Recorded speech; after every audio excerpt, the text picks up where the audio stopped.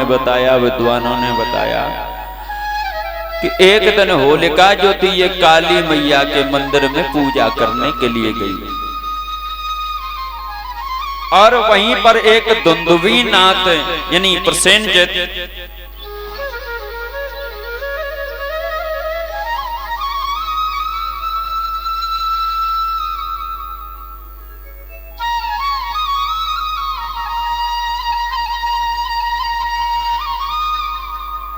बोलिए गोविंद भगवान की।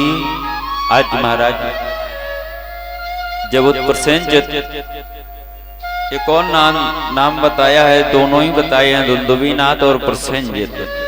महाराज जब इन्होंने होलिका को देखा तो होलिका देखने में बहुत सुंदर थी और जब उन राजा ने देखा होलिका को कथी चंद्र बदन उजियारी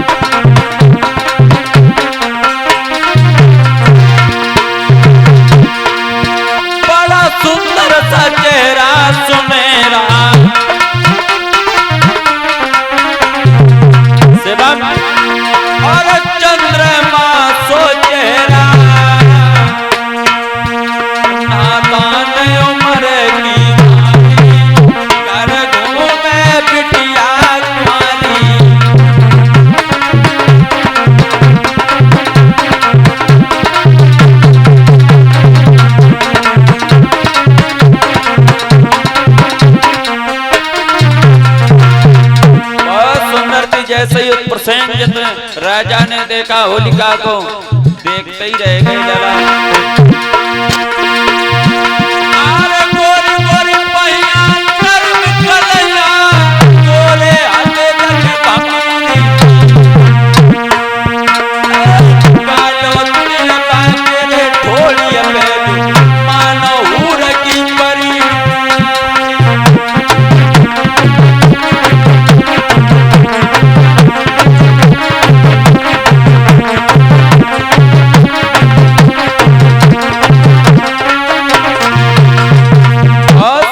होलिका राजा ने जब देखा लालो अंगना में डोलते, बिटिया अंगना में डोलते, जाकी चाल बड़ी ठुमकी ठुमकी, लालो आंगन में डोलते।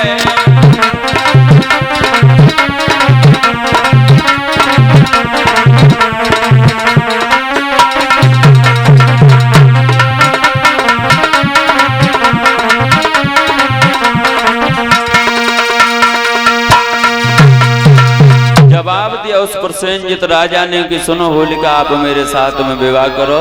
तो जवाब दिया हम विवाह तो करेंगे जो आप मेरे भैया के साथ में युद्ध करोगे और युद्ध में जीत जाओगे तो मैं तुम्हारे साथ में विवाह करूंगी। आज युद्ध हुआ हिरण्याकश्यप में कितने दिन, 12 वर्ष तक, और अधर्म का नहीं धर्म का युद्ध हुआ।